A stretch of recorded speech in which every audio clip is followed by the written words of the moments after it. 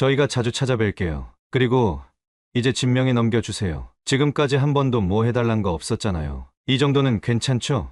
그렇게 저는 내쫓기듯 집을 나왔습니다. 때가 되면 먼저 나오려고 했습니다. 그런데 이렇게 먼저 나가라고 말할 줄은 몰랐죠. 며느리가 오기 전에는 이런 일이 없었는데 며느리가 원망스러웠습니다.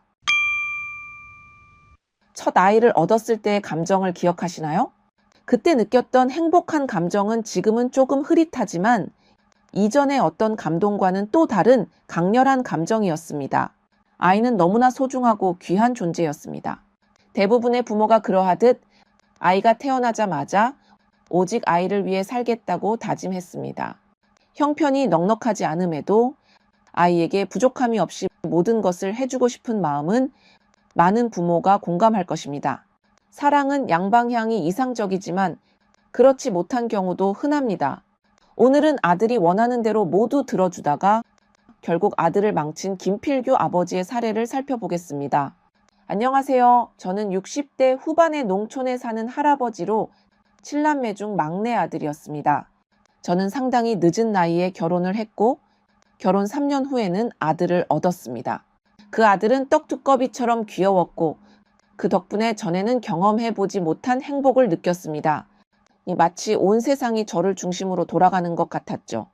저와 부인은 아들을 소중히 여기며 키웠고 아들을 위해 더 열심히 일했습니다.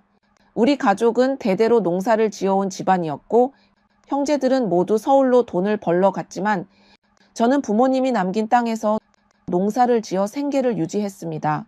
고된 농사일에도 불구하고 집에 돌아와 아들이 뛰노는 모습을 보면 모든 피곤이 사라졌습니다. 그러나 그 행복한 시간은 오래가지 않았습니다. 몇 년이 지나고 아들이 몸집이 커지고 2차 성징이 나타나는 중학생이 되었을 무렵 사랑하는 아내가 음주운전 차량에 치여 교통사고로 세상을 떠났습니다. 그녀는 우산을 쓰고 걷다가 사고를 당했습니다. 그 사건 이후 저와 중학생이 된 아들만 집에 남게 되었습니다. 아들만을 위해 더욱 열심히 살아가기로 결심했습니다. 농사일만이 아니라 공장일도 찾아다니고 공장일이 없을 때는 시장에서라도 일을 하며 견뎌냈습니다. 아들을 위해서라면 어떤 힘든 일도 버텼습니다. 하지만 경제적인 상황은 나아지지 않았고 곧 대학에 갈 아들의 학비가 걱정되었습니다. 그러던 어느 날 아들이 저에게 할 말이 있다며 다가왔습니다. 아버지, 저는 공부보다는 다른 일을 하고 싶어요. 공부에 재능이 없는 것 같아요. 그렇다고 해서 집에서 놀고만 있고 싶지는 않습니다. 아들은 친구들과 함께 시장에서 장사를 시작하길 희망했습니다. 그가 이러한 결정을 내린 것이 제가 느끼는 학비 부담을 줄이기 위함인지 아니면 진정으로 장사에 관심이 있어서인지 확실치 않았지만 그의 결심은 확고했습니다. 저는 아들아, 학비 때문에 걱정하지 마라. 너 대학 학비 정도는 줄 수 있다. 대학에서 다양한 사람들을 만나고 여러 경험을 해보는 것이 중요하단다. 그렇게 해야 저에게 진정으로 어떤 일이 맞는지, 무엇을 하고 싶은지 알 수 있단다. 배움에는 때가 있다고 하는데 후회 없이 대학에 가보는 게 어떻겠니? 라고 말했습니다. 아들은 공부를 특별히 잘하는 편은 아니었지만 서울에 있는 대학교에 진학할 수 있는 성적은 가지고 있었습니다. 아들은 대학에 가는 친구들을 부러워했을 수도 있지만 몇 차례 설득에도 불구하고 대학은 나중에 사업에서 성공한 후에 가도 늦지 않다며 대학 진학에 대한 생각을 굽히지 않았습니다. 아버지, 저는 서울에서 친구들과 함께 사업을 할 거예요. 넓은 세상을 직접 경험해보고 싶습니다. 아직 대학에 가야 하는 이유를 모르겠어요. 지금은 돈을 벌고 싶어요. 아들은 이렇게 말하고 서울로 친구들과 함께 떠났습니다. 처음 몇 년 동안은 사업 자금을 모으기 위해 공장, 건설 현장 등 여러 곳을 다녔습니다. 아들이 힘든 일을 겪는다는 소식을 듣고 안타까웠지만 그가 사회생활을 하며 독립적으로 살아가는 것이 자랑스러웠습니다. 그 사이 저는 농사일이 잘 되어 땅을 점차 넓혀 나갔고 농사 지을 땅도 마련하고 낡은 집을 새로 지었습니다. 몇 년이 지나 농사일이 잘 되어 이제 사람을 고용해야 할 정도로 성장했습니다. 이제 경제적으로 어려움 없이 잘 살 수 있게 되었습니다. 몇 년이 지나며 여러 사건이 발생한 후 아들은 서울에서 8년간의 생활 끝에 드디어 친구들과 함께 사업을 시작했습니다. 그들은 서울에서 큰 노래방을 운영했고 처음 몇 년간 사업이 잘 돼서 아들은 전자제품 같은 선물을 가지고 집에 왔습니다. 하지만 사업을 같이 하던 친구 중 한 명이 사업 자금을 들고 도망가는 일이 발생했습니다. 아들은 나머지 친구들과 함께 노래방을 유지하려고 애썼으며 저 역시 사업 자금으로 5천만 원을 빌려주었습니다.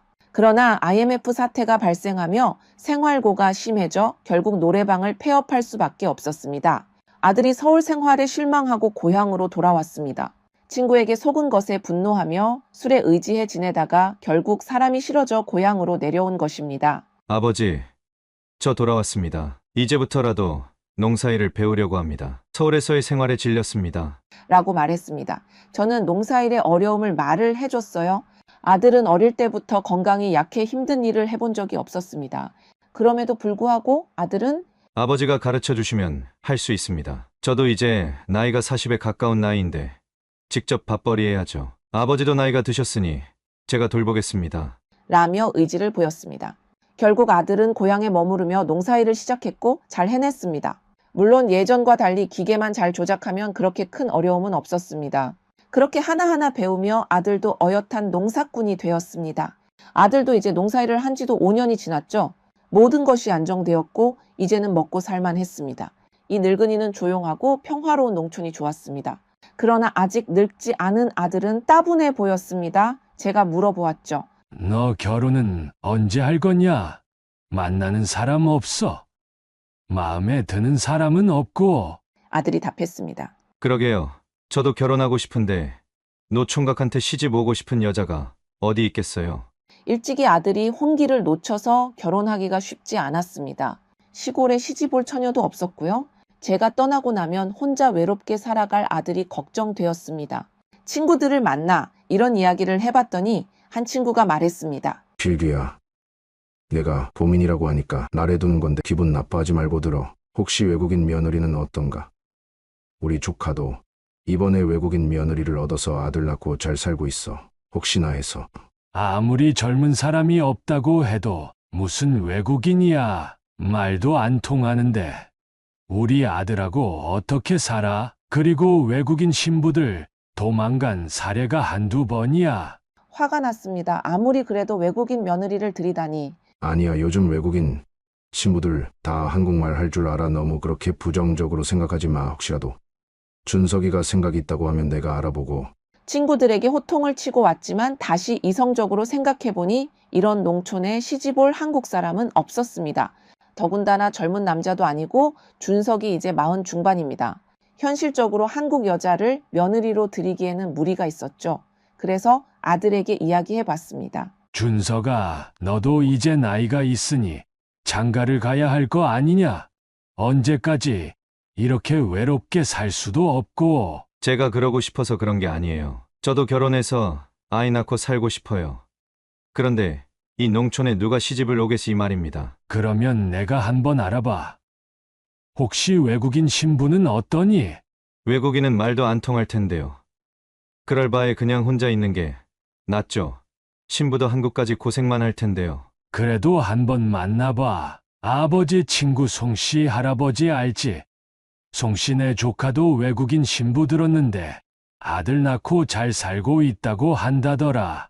그러지 말고 한번 만나봐. 처음에 들은 부정적인 생각이었지만 몇 번이고 설득해서 결국 외국인 신부와 읍내의 근처 카페에서 만나게 되었습니다. 안녕하세요. 제 이름은 알리나입니다. 27 살입니다. 우주 바익세요. 왔어요? 결국 결혼은 일사천리로 진행되었고 아들과 며느리는 만난 지 6개월 만에 결혼을 하게 되었습니다. 며느리는 무뚝뚝해 보였지만 착해 보였습니다. 아들도 아내를 사랑하는 게 눈에 보였습니다. 며느리와 있으면 항상 웃음이 끊이질 않았죠. 결혼을 한 후에는 같이 농사도 지어야 하니 아들 부부와 같이 생활을 했습니다. 며느리 눈치가 보여 일부러 더 조심조심 다녔습니다. 집에선 거의 없는 사람인 듯 생활했죠. 그런데도 며느리는 불편하다는 이야기를 많이 했습니다. 아들 부부는 신혼인지 민망한 상황이 많았습니다. 아버지 알리나 방에 있는데 또 들어오셨어요? 여자 혼자 있는 방문을 그렇게 벌컥벌컥 열면 리나가 스트레스 받아 해요. 저번부터 계속 말했잖아요. 지켜주셨으면 좋겠어요. 그리고 저희 방 청소는 저희가 알아서 할게요. 평소 잘 화를 내지 않던 아들이 화를 내며 말했습니다. 아들을 위해서 며느리를 데려온 건데 상점 모시는 것이 따로 없었습니다. 그래, 미안하다. 내가 일부러 그런 건 아니고 앞으로 주의하도록 하마. 그리고 이내 며느리와 서로 눈치를 보더니 말했습니다. 말이 나와서 말씀드리는 건데, 이번에 목돈 생기면 저희 둘만 살고 싶어요. 저희는 이제 아이도 생길 예정이니 아버지가 따로 집을 구하시는 게 어때요? 그래, 너희도 신혼 부부이니 눈치도 많이 보일 거다. 목돈 생기는 대로 아파트를 어떤 빌라를 어떤 나가도록 하마. 다른 집은 다 이렇게 따로 산대요. 저희 아이도 가져야 하고 너무 섭섭하게 생각하지 마세요. 저도 이제 가장이잖아요. 저희가 자주 찾아뵐게요. 그리고 이제 집 명에 넘겨주세요. 지금까지 한 번도 뭐 해달란 거 없었잖아요. 이 정도는 괜찮죠? 그렇게 저는 내쫓기듯 집을 나왔습니다. 때가 되면 먼저 나오려고 했습니다. 그런데 이렇게 먼저 나가라고 말할 줄은 몰랐죠. 며느리가 오기 전에는 이런 일이 없었는데 며느리가 원망스러웠습니다. 하지만 아들은 며느리가 오고 난 뒤 행복해 보였습니다. 긍정적으로 생각해보면 제가 집을 나가는 것이 아들에게도 좋고 저도 편안하게 살고 있어서 좋다고 생각했습니다. 그리고 아들도 이제 한 가정의 가장이니 독립하는 편이 낫다고 생각했죠. 그래서 집을 나가며 아들에게 명의를 넘겨줬습니다. 그렇게 집을 나와 혼자 살게 되었습니다. 그러는 사이 며느리는 임신을 했고 건강한 아들을 낳았습니다. 아들에게 전화가 왔습니다. 아버지, 돈 좀 빌려주세요. 돈, 갑자기 무슨 돈을 빌려? 지금 목돈 들어오려면 좀 남았는데 어디에 쓰려고? 서준 엄마가 갖고 싶은 가방이 있다고 해서요. 서준 엄마 서준이 낳느라 고생했어요. 제가 선물이라도 좀 해주려고요. 500만 계좌로 보내주세요. 저는 아들이 이렇게 살가운 성격인 줄 몰랐습니다. 지 부인 이야기라면 그저 껌뻑 죽고 말지요. 아이 낳은 것도 장하고 고생한 것도 인정했으니 빌려줬습니다. 그런데 그 뒤로 며느리의 삼촌이 아프다는 핑계, 친정집에 수도가 고장났는데 큰 돈이 필요하다는 핑계로 몇 번 더 돈을 빌려줬습니다. 돈을 계속 빌리는 것이 불안했지만 큰 걱정은 안 했습니다. 아이도 낳았고 한국에서 오래 살기도 했으니까요. 그렇게 시간은 흐르고 아이의 첫 돌을 기념하여 오랜만에 아들 부부의 집에 놀러 갔습니다. 집에 들어가기 전부터 밝은 목소리에 웃음이 가득했습니다. 화목해 보였습니다. 전에 제가 사용했던 방은 며느리의 친어머니, 그러니까 안사돈이 계셨습니다. 결혼식 때 보고 처음 보는 안사돈이었습니다. 그런데 자세히 보니 금목걸이, 금팔찌 등 각종 화려한 보석으로 몸을 치장했더군요. 선물로 준 것이라고 하더군요. 며칠 놀러 왔다고 생각했습니다. 그런데 2달째 같이 살고 있고 별 문제 없으면 1년에 2-3달 정도는 머물렀다가 간다고 하더라고요. 제가 처한 상황이랑 정반대 상황이라 기가 막혔습니다. 사돈에게 집을 빼앗긴 기분이었죠. 제가 나가기 전과 똑같은 제 방, 제 물건 모두 그대로인데 제가 없었습니다. 선물도 그렇습니다. 제가 지금껏 받은 선물이라고 패딩 점퍼, 등산복, 넥타이, 등산화 이런 종류의 선물이고 사돈이 받은 선물은 목걸이, 금반지, 금팔찌 등 화려한 선물이 너무 비교되었습니다. 그제서야 정신이 들었습니다. 이렇게 하려고 나를 보냈구나. 아들을 붙잡고 말했습니다. 준서가 이건 너무한 거 아니냐? 내가 너한테 같이 살라고 집을 준 건 맞다 하지만 지금 상황이 애비를 내쫓고 저 장모랑 살려고 이렇게 한 거냐? 이게 말이 된다고 생각하냐? 그리고 안사돈 내게 선물 보낸 거 내가 사준 거냐?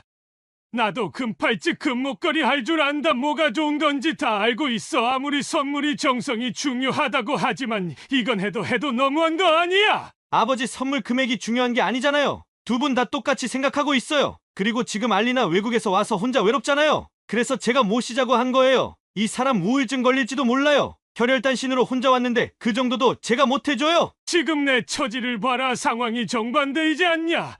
집에 들어가면 적막하고 조용하다. 웃음기도 적고 허름하다. 그런데 지금 여기를 봐라. 네 애비는 지금까지 희생하고 살았다. 부모가 무조건적으로 희생해야 하느냐? A씨 그럼 어떻게 하라고요? 나보고 저라고 쉬운 줄 아세요?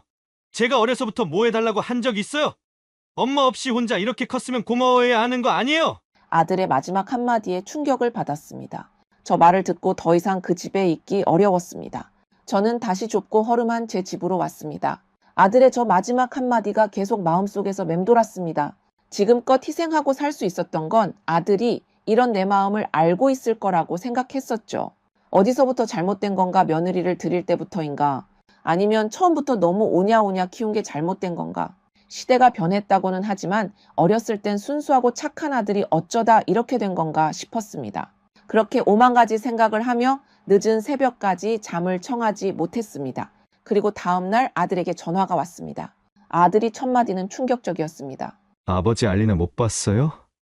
장모님은 집에 있는 여권, 통장, 캐리어 모두 없어졌어요. 집에 있던 금이며 통장에 있는 돈이며 다 들고 장모님이랑 없어졌어요. 뭐, 알리나가 없어졌다고? 서준이는 있고 아기랑 같이 나간 거 아니야? 아니요, 서준이는 있어요. 아까부터 전화도 안 받고 알리나랑 친한 사람도 다 모른대요. 이제 어떡해요? 갓난애기 데리고 어떻게 살아가요? 그러니까 왜 어제 그렇게 눈치를 줬어요? 그냥 아버지만 참고 살면 행복하게 살 수 있었는데 저한테 왜 그러는 거예요, 도대체? 저에게 보내주신 김필규 할아버지의 이야기는 여기까지입니다. 참 저도 이야기를 말씀드리면서 가슴속에 무언가 답답함이 느껴지는데요. 시청자 여러분은 어떻게 생각하시나요? 김필규 할아버지께 어떤 조언을 드려야 할까요?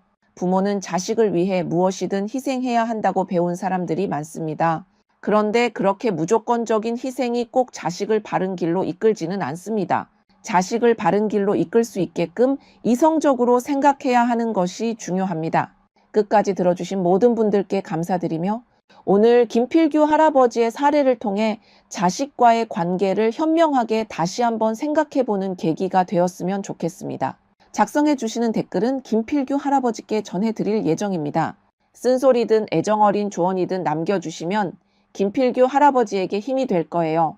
그럼 다음 사연에서 만나요, 우리.